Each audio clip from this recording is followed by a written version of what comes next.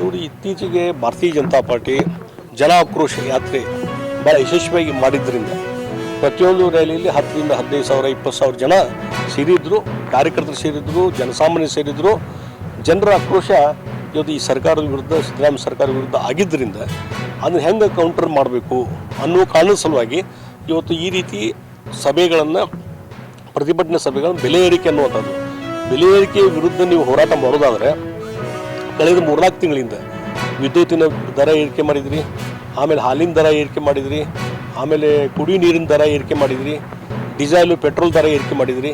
ನೀವು ನಾಳೆ ಅದನ್ನು ಮಾಡೋದಾಗಿದ್ರೆ ಪ್ರೊಡಕ್ಟು ಮೊದಲು ನೀವೇನು ಏರಿಕೆ ಮಾಡಿದ್ರಲ್ಲ ರಾಜ್ಯದಲ್ಲಿ, ಆ ಏರಿಕೆಯನ್ನು ಇಮಿಡಿಯೇಟ್ಲಿ ವಾಪಸ್ ತೊಗೊಳ್ರಿ. ಆವಾಗ ನಿಮ್ಗೆ ನೈತಿಕತೆ ಬರ್ತದೆ. ಇಲ್ಲದ್ರೆ ನಿಮ್ಗೆ ನೈತಿಕತೆಯೂ ಇಲ್ಲ ಅಂತ ನಾನು ಹೇಳ್ತೀನಿ. ಮತ್ತು ಹಿಂದೆ UPA ಸರ್ಕಾರ ಇದ್ದ ಏನು ಬೆಲೆ ಏರಿಕಿತ್ತು, ಇಂದಿರಾ ಗಾಂಧಿ ಅವರು ಪ್ರೈಮ್ ಮಿನಿಸ್ಟರ್ ಇದ್ದಾಗ ಏನು ಬೆಲೆ ಏರಿಕಿತ್ತು, ಅದೆಲ್ಲ ಒಂದು ಕಂಪೇರೇಟಿವ್ ಚಾರ್ಟ್ ಹಾಜರು ಮಾಡಿರಿ. ಅದ್ರ ಬದಲಿ ಈ ರೀತಿ ಒಂದು ಕೌಂಟರ್ ಕೊಡುವಂಥದ್ದು, BJPಯವರು ಜನಾಕ್ರೋಶ ಯಾತ್ರೆಗೆ ಒಂದು ಕೌಂಟರ್ ಮಾಡುವಂಥದ್ದು, ಅದರಿಂದ ಏನೂ ಸಾಧನೆ ಮಾಡಲಿಕ್ಕೆ ನಿಮ್ಗೆ ಜನಸಾಮಾನ್ಯರ ಬಗ್ಗೆ ಕಳ್ಕೊಳ್ಳಿದ್ರೆ ಮೊದಲು ಬೆಲೆ ಏರಿಕೆ ಮಾಡಿದ್ದನ್ನು ನೀವೇ ಮಾಡಿದ್ದು. ತನ್ನಸ್ಥಾನೇ ಇನ್ಫ್ಲೇಷನ್ ಆಗಿದ್ದಲ್ಲದು, ತನ್ನಸ್ಥಾನೇ ಅಲ್ಲ, ಸರ್ಕಾರ ಮಾಡಿದ ನಿರ್ಧಾರದಿಂದ ಬೆಲೆ ಏರಿಕೆ ಅದನ್ನ ಮೊದಲು ವಿಡ್ರಾ ಮಾಡಿರಿ ಅಂತ ಹೇಳ್ತೀನಿ ನಾನು. ಆವಾಗ ನಿಮಗೊಂದು ಹೋರಾಟ ಮಾಡಲಿಕ್ಕೆ ನೈತಿಕತೆ ಬರ್ತದೆ.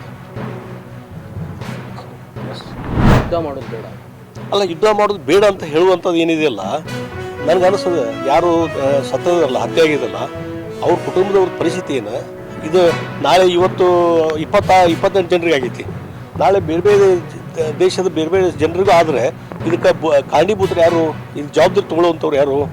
ಒಂದು ಸಲ ನೀವು ಹೆದರಿಕೆ ನೋಡಿ, ಇಲ್ಲೊಂದು ಮರ್ಡರ್ ಆಕತಿ ಹುಬ್ಳಿಯಲ್ಲೋ ಬೆಳಗಾವದಲ್ಲೋ ಸಣ್ಣ ಹುಡುಗನ ಅಪಹಾರ ಮಾಡ್ಕೊಂಡು ಹೋಗ್ತಾರೆ. ಅದಕ್ಕೆ ನೀವು ಮೊನ್ನೆ ಗುಂಡೈಟ್ ಹಾಕಿದಂಗೆ, ಹಂಗೆ ಗುಂಡೈಟ್ ಹಾಕಿದವ್ರು ನೀವು ಪೊಲೀಸ್ ಅಧಿಕಾರಿನ ಬಹುಶಃ ನೀವು ನೇಣಿಗೇರಿಸುವಂತ ಕಾಣಿಸ್ತದೆ ನನಗನ್ಸ್ಬಿಟ್ಟಿಗೆ. ಸಿದ್ದರಾಮಯ್ಯನವರು ಅವ್ರ ಮೇಲೆ ಆ್ಯಕ್ಷನ್ ತೊಗೊಳ್ತಾರೆ ಇವರು, ಯಾಕೆ ನೀನು ಗುಂಡು ಹಾಕಿದೆ ಅಂತೇಳಿ. ಆ ಗುಂಡು ಹಾಕಿದ್ದಕ್ಕೆ ಎನ್ಕೌಂಟ್ರ್ ಮಾಡಿದ್ದಕ್ಕೆ ಇಡೀ ಜನತೆ ಇವತ್ತು ಶಬಾಷಿಗಿರಿ ಕೊಡ್ತಾ ಇದಾರೆ ಪೊಲೀಸ್ ಅಧಿಕಾರಿಗಳೇ. ಹಾಗಾದ್ರೆ ನೀವು ನಿಮ್ಮದೇ ಈ ರೀತಿ ನೀತಿ ಆಗಿದ್ರಿ, ಯುದ್ಧ ಬೇಡ, ಯಾವ ಬಂದು ಏನು ನಮ್ಮ ಮೇಲೆ ಅಟ್ಯಾಕ್ ಮಾಡಿದ್ರೆ ಮಾಡಲಿ, ನಾವು ಟಾಲರೇಟ್ ಮಾಡ್ಕೊಂಡಿರ್ತೀವಿ ಅನ್ನುವಂಥದ್ದು ನೀತಿ ಆದರೆ ಬಹುಶಃ ನಮ್ಮ ದೇಶ ಭಾಳ ದಿವಸ ಬದುಕಲಿಕ್ಕೆ ಅಲ್ಲ. ಅದಕ್ಕೆ ನಾನು ಹೇಳ್ತೀನಿ, ಇವತ್ತು ಪಾಕಿಸ್ತಾನ ಪ್ಲೀಸ್ ಮಾಡ್ಲಿಕ್ಕೆ ಹೊಂಟಿರಲ್ಲ. ಈಗ ಸಿದ್ದರಾಮಯ್ಯ ಅವರು ಪಾಕಿಸ್ತಾನದ ಭಾಳ ಪಾಪ್ಯುಲರ್ ಲೀಡರ್ ಆಗಿದ್ದಾರೆ. ಬಹುಶಃ ಅಲ್ಲಿಗೆ ಶಿಫ್ಟ್ ಆಗ್ಬೋದು ಚಲೋ, ಪಾಕಿಸ್ತಾನಕ್ಕೆ ಅವ್ರು ಕಳಿಸ್ಬಿಡೋದು ಚಲೋ ಅಂತ ನಂಗೆ ಅನಿಸ್ತದೆ. ಸಿದ್ದರಾಮಯ್ಯನವರು ಭಾಳ ಒಳ್ಳೇದಾಗ್ತದೆ.